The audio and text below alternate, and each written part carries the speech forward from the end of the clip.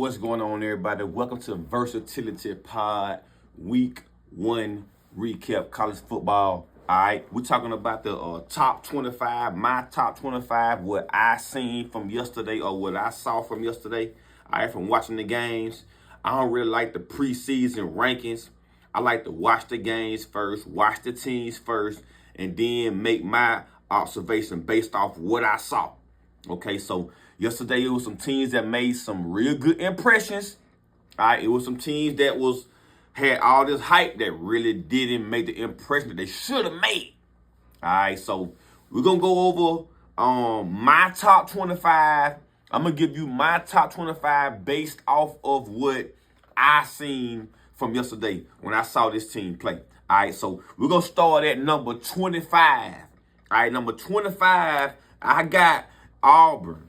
Okay, I got Auburn. We going off of, the hype from recruiting from the offseason. They followed that up with a 73-3 win on Alabama A&M. And I mean, everybody got a touchdown. All the freshmen. If you're a freshman wide receiver, if you're a freshman player, Auburn is probably the destination to be right now because they on fire in the recruiting. They looking to get the number one class coming up. And Hugh Freeze is not afraid to put them boys out there. All right, Malcolm Simmons had 2 touchdowns. Perry had a touchdown. Thompson, Cam Coleman had a touchdown. Kendrick Lambert-Smith had 2 touchdowns. All right, Peyton Thorne looked like a quarterback. All right, Hugh Freeze is going to have Auburn real tough here real soon. All right, Auburn number 25. Number 24, we got NC State. We're going to keep them at 24. All right, they was at 24 to start the season. They had a good struggle versus Western Carolina. All right, it was a tough ball game down to the end. Grayson McCall had a good game passing. Concepcion had a good game. But overall, they should not have been in that type of game with Western Carolina, North Carolina State. So they don't rise, they don't fall, they stay right at 24. All right, 23, we got USC. Right now, as of today of the recording, they haven't played LSU yet, so they stay at 23. All right, number 22, I got Iowa. I didn't expect them to cover their spread of 20 yesterday, but they did. It was 40-0. I knew that it would hold them, but I thought it would be maybe 19-0. But they covered 40-0. Still Iowa. So I put them at 22. 21, we got Arizona. They had a shootout last night. A shootout against New Mexico. Shootout, 61-39. The wide receiver had 10 catches, 300 yards, 4 touchdowns. McMillan, he looked like to be a Biletnikoff Award guy and a Heisman guy. Arizona, the defense, too leaky. 21 Arizona. All right, number 20, we got Clemson. They fell from 14-20.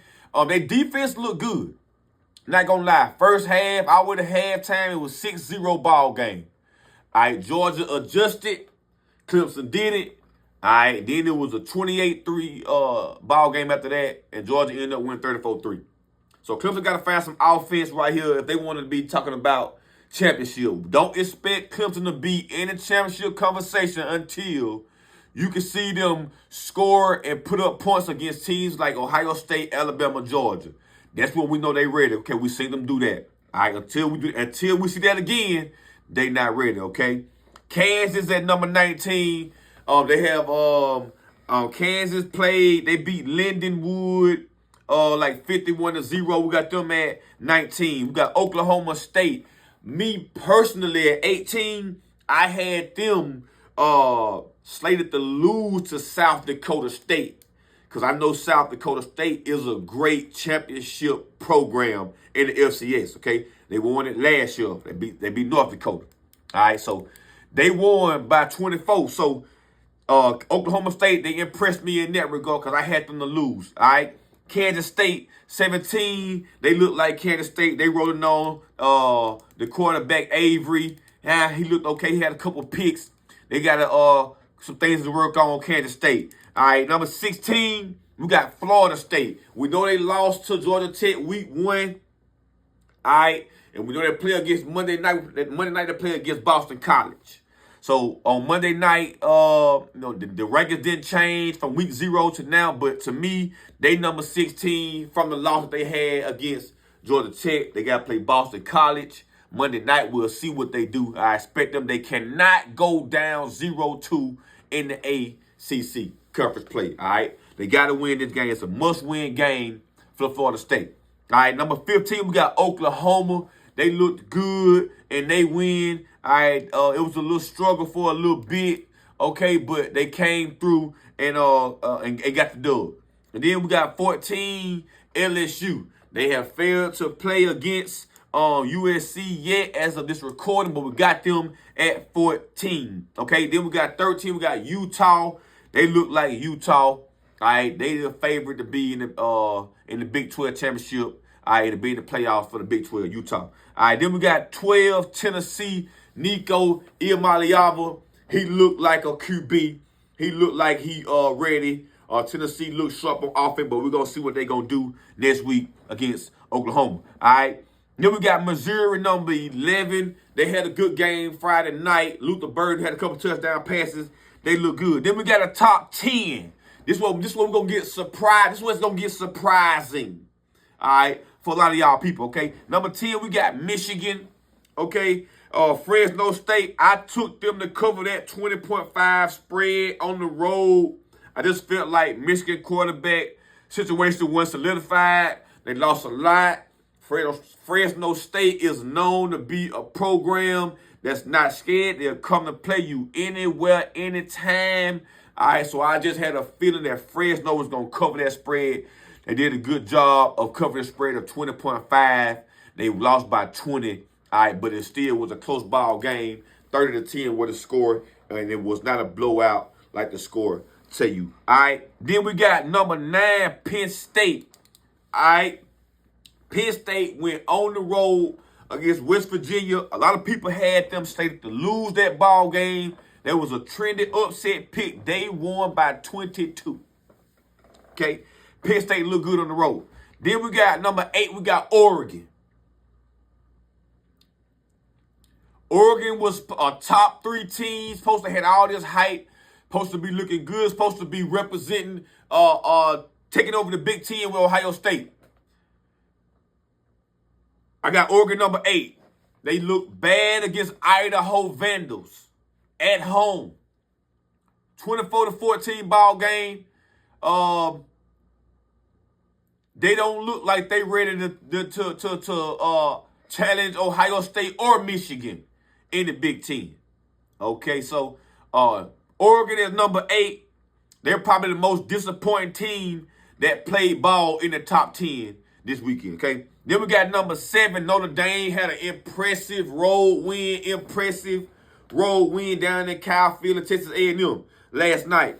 All right, then we got number 6, who I really, really like, Miami Hurricanes, went to the Swamp. Cam Ward looked like a top 5 QB pick in the draft. So calm, so cool. All right, 385 yards. They looked like they would just score when they got ready. 41-17 ball game. Miami went into Gainesville, beat Florida, beat them to sleep. Okay? Top 5. Alabama, they looked good against Western Kentucky. Ole Miss with a 76-0 shutout. Then we had Texas with a good shutout. All right, number 2, we had Ohio State. They had a struggle against Akron, believe it or not. They wish that they would have played better. It was 31-6 ball game, but at half, but they didn't look like you would expect them to look when they spent all that money on them players in the offseason, okay? They end up winning, but to me, you still have to beat Michigan to me. I didn't see a clear-cut Ohio State, favorite. I didn't see a clear-cut Oregon favorite, okay? Based off of what we know Michigan beat Ohio State 3 years in a row, so you got to beat them in order to say that they're going to take over the Big Ten. So until then, Michigan's number 1, Ohio State 2, Oregon 3, as far as that go. And then we got number 1, Georgia, look like number 1 football team. Look like the best team in college football, Georgia Bulldogs. All right, that's how they go. Now, to give a recap on some impressive things or some news, okay, that went on. All right, we know that a lot of people been taking personal attacks at Colorado. Colorado won a tough game Thursday night against North Dakota State Bison. Everybody that know about football know that North Dakota State Bison is a championship program in FCS, and they have won 6 of their last 7 games versus FBS opponents, okay? So if Colorado would have lost that game, a lot of people would have clowned Colorado, okay? But Colorado won the game, and now people don't want to give them the credit for being focused enough to be able to do that, to be able to have the confidence to schedule a North Dakota State for your first game. North Dakota State? A lot of teams is not doing that. A lot of top-ranked teams is not doing that. Not North Dakota State, not for their first game, because they know North Dakota State can play football. Okay? So in order for Colorado to get that win, it takes for them to have improved from a year ago.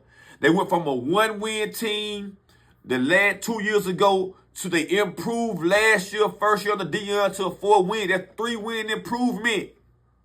3-win improvement. Okay? Now this year, they look like an improvement team, an improved team. As far as when you looked at them last year against Oregon, you say Colorado just looked small. They look too little.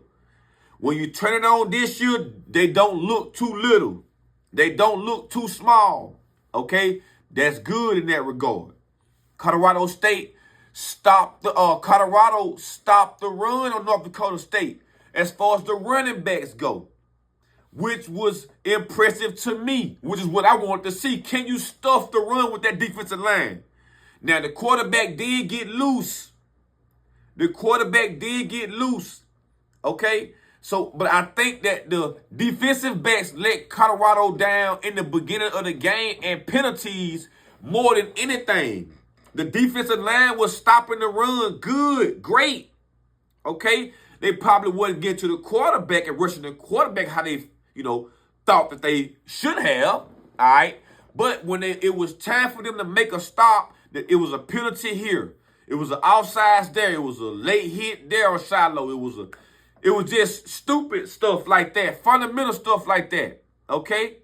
Then a touchdown, first touchdown, nobody communicating. Rub route, tight end, wheel route, touchdown, nobody talking. So just communication and little stuff like that, okay? Colorado adjusted at halftime and then took off and had an 11-point lead late in the ball game, fourth quarter, 31-20. They ended up giving up a late touchdown run, all right? But overall, I give them, all right, minimum C+, maximum B-, okay? They will be an improved ball club. They are explosive. Jimmy Horn Jr. had 198 yards and a touchdown. He dropped one. He could have had 200 and 2 touchdowns. Travis is him. He number 1 pick in the draft. Travis Hunter. All right. LaJohntay Wilson didn't get off like LaJohntay Wilson's going to be him, though. He didn't have a big game, but he going to be him. They got Will Shepherd. Colorado got playmakers. They got a running back, Hayden. They have playmakers. Offensive line is decent. Shador got sacked 1 time, but we're talking about a top 5 quarterback in Shador. So Colorado going to be okay. All right, they will be okay. All right, then we have Texas Tech. Now, Texas Tech, they had an overtime game last night. Texas Tech had an overtime game against Abilene Christian. 52-51. 52-51. Abilene Christian outscored Texas Tech 17-6 in the fourth quarter to force the game to go to overtime. Abilene Christian, yes. Texas Tech, I don't know if they was slated to be, whatever in the Big 12, but for Abilene Christian to push them down, and it seems like Abilene Christian went for the 2-point conversion in overtime on first overtime to win the ball game, but they didn't get it. So they win the game 52-51, Texas Tech over Abilene Christian. All right, and then you got Boise State running back. He had 6 touchdowns rushing. All right, 200 and some yards rushing against Georgia Southern. Great ball game, great shootout.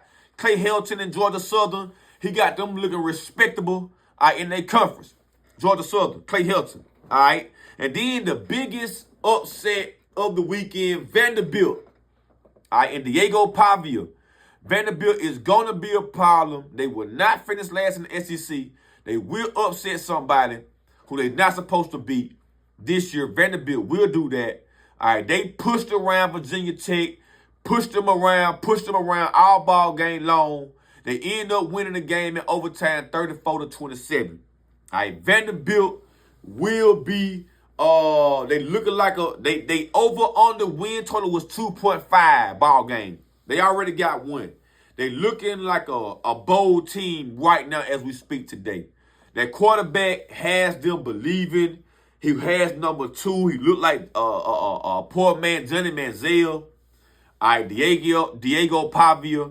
I look for Vanderbilt to make some noise this year and beat some people who they were not supposed to beat. All right, so that's my recap.